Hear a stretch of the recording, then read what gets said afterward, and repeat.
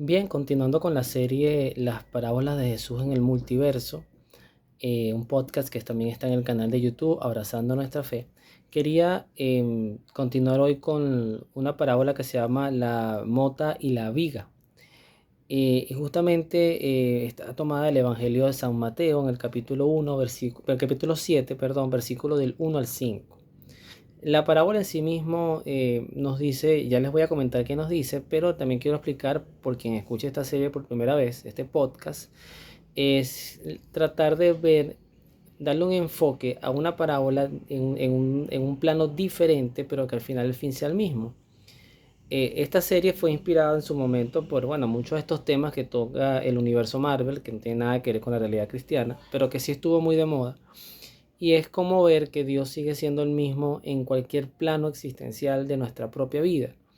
Que no, cuando a veces en nuestro pensamiento lo cuestionamos todo, que creo que es una de las cosas que invita estos guiones de las películas de Marvel, prácticamente es a cuestionarlo todo, nada es real, nada es verdad, todo es relativo.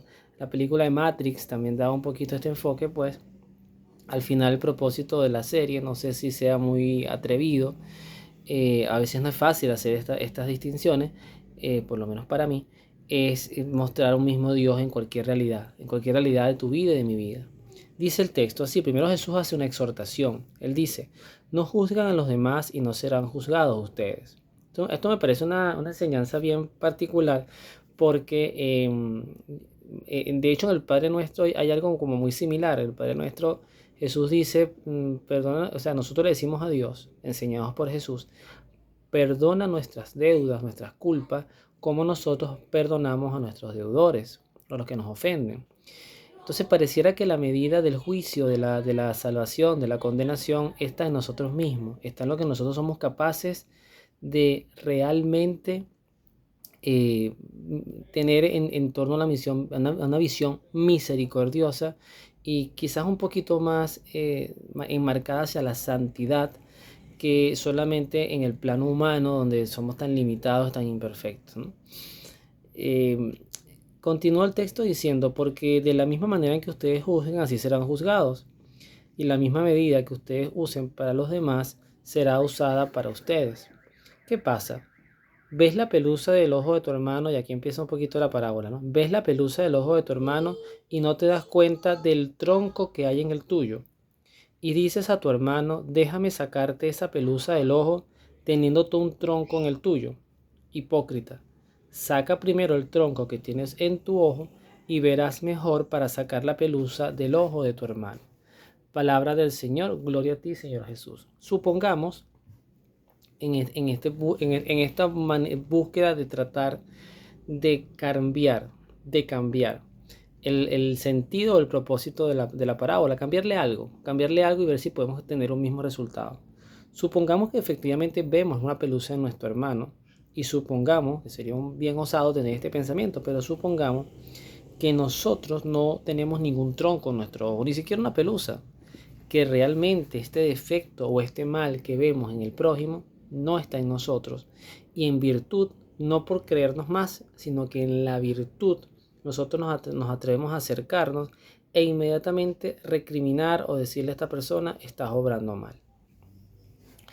Hay un testimonio, que no voy a decir nombres, pero hay un testimonio de un sacerdote que es muy conocido en redes sociales.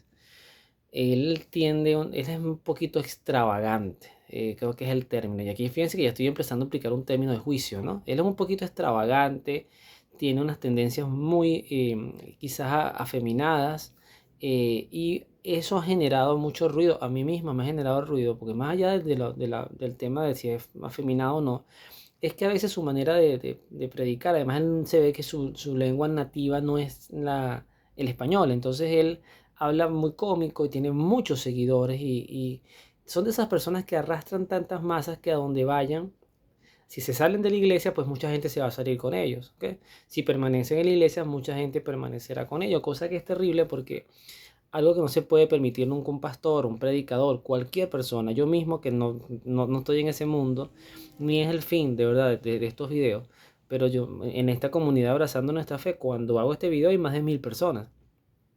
Puede ser que eso aumente, disminuye, no sé cómo funcionará eso, pero sé que en mi opinión quizás no es la más relevante, pero aún así si lo fuese, el sentido no es seguirme a mí, el sentido no es admirarme a mí, el sentido es admirar y seguir a Jesús. Cuando recientemente, y no porque yo lo siga, alguien me comentó, que también me reservo su nombre, alguien me comentó que había escuchado un poco de la vida de este sacerdote, porque sí es sacerdote. Resulta ser que este sacerdote tiene una historia de abuso sexual, o sea, hacia él, de maltrato, además un tema de como de rechazo de género de su mamá cuando era niño, o sea, aspiraban a tener una niña. Hay todo un marco formativo, hay todo un marco en el ser, que es lo que creo que nos invita un poquito a esta parábola. No es que uno no denuncie el pecado, no es que uno no le diga a alguien, es el camino, de manera general, no es ese. Fíjense que Jesucristo era muy duro, o sea, muy claro, más que duro, muy claro, muy justo a la hora de hablar de lo que era malo y lo que era bueno. De hecho, a los fariseos y a los saduceos y a los sacerdotes, pues en general de su época, los levitas los tenían muy marcados, o sea, y les habló muy duro, les dio raza de víboras inclusive. Pero fuera de ese contexto jerárquico, por eso es que yo insisto que los consagrados que lo han dejado todo para recibir dones extraordinarios también, la vara para ellos es un poquito más elevada de exigencia, es como la parábola de los talentos, se les dio más, pues se les va a pedir más. O cualquiera que se dedique en un plano menor no consagrado, pero a un tema de evangelización, debe tener esto muy presente. Pero entendiendo esta historia, eso te puede explicar muchas conductas de esta persona ahorita. Entonces hay un pasado muy herido que yo no tengo el derecho de juzgar y que sí me permitiría explicar, más no justificar, sus conductas recientes. Esa realidad es por eso que Jesús nos invita a que tengamos cuidado. El tronco que puede haber en nuestro ojo versus la pelusa del hermano.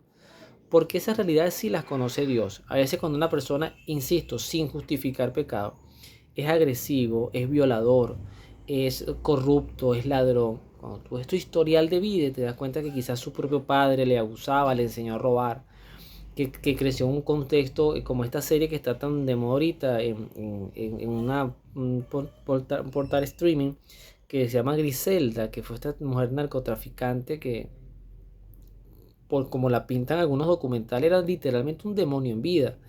Pero entonces también ve su historial, una mujer que fue abusada por su padrastro, que además fue golpeada, o sea que delinquía desde muy niña, casi que a los 12, 13 años ya había matado a alguien. O sea, cuando tú ves ese contexto de vida, tú dices, ya va, esto explica esto. Entonces esto requiere un trabajo más de Dios que de mi juicio, que es solamente señalarla con el dedo y decirle te vas a ir para el infierno. Allí quizás el ejercicio más piadoso que podemos hacer los cristianos y que me confieso muy débil en mí es la oración por el prójimo.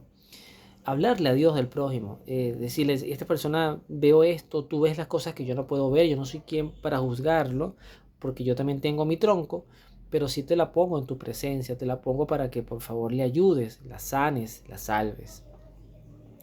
En ese contexto, pues podemos ver que aquí el tema no es que quien sí tenga licencia juzgue y el que no tenga licencia no, sino que en el fondo el único que conoce nuestras historias tan a profundidad para poder emitir un juicio sobre nosotros es el que nos creó, es Dios, que conoce cada vida al detalle, a la precisión. Y eso es lo que debemos valorar y juzgar en Dios.